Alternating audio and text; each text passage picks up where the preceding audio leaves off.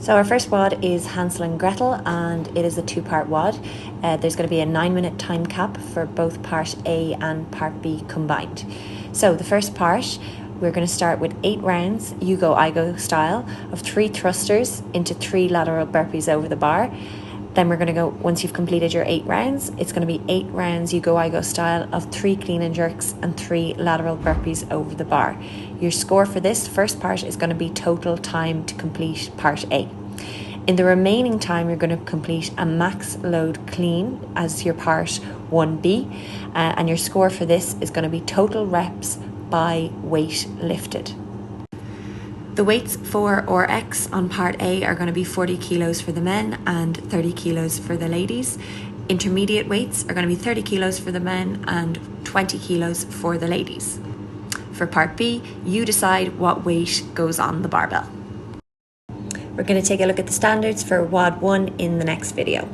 First things first, both partners are going to start behind the rig, and you're going to start there and tag at the rig for each of your you go, I go style rounds.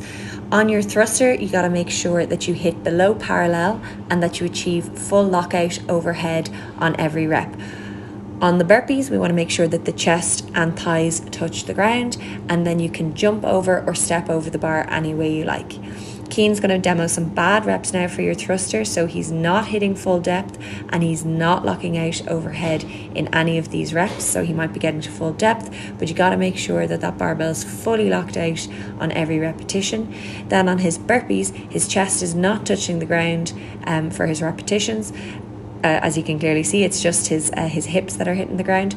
So we want to make sure that we are getting all the standards. Also, your final rep is going to finish on the far side of the bar, so you must jump over for your last rep. For the clean and jerk, the barbell must come to the shoulder for every repetition before you send it overhead. And then we want to see full lockout with those arms and with the legs on each rep as well. Burpee standards is the exact same here again, so you want to make sure chest and thighs hit the floor for every rep and finish on the far side of the barbell. Again, we're tagging at the rig before your partner is allowed to come in. For these clean and jerk reps, you can see Cian is again not locking out the arms. He's also not finishing the rep in terms of straightening his legs. And then also, if he had have gone for a snatch where he just sent the barbell straight overhead, that also wouldn't have been permitted. Again, we're seeing that his feet are coming off the ground in the burpee, his chest is not touching the ground, and he doesn't finish the rep on the right side of the barbell. Once you finish Part A, you're going to note your time, and from this point, you get to load up your barbell to whatever weight you want to for Part B. So Part B is going to be a max load clean in the remaining time of your 9-minute cap. So if Part A takes you 6 minutes, then you've got 3 minutes to complete the max load clean.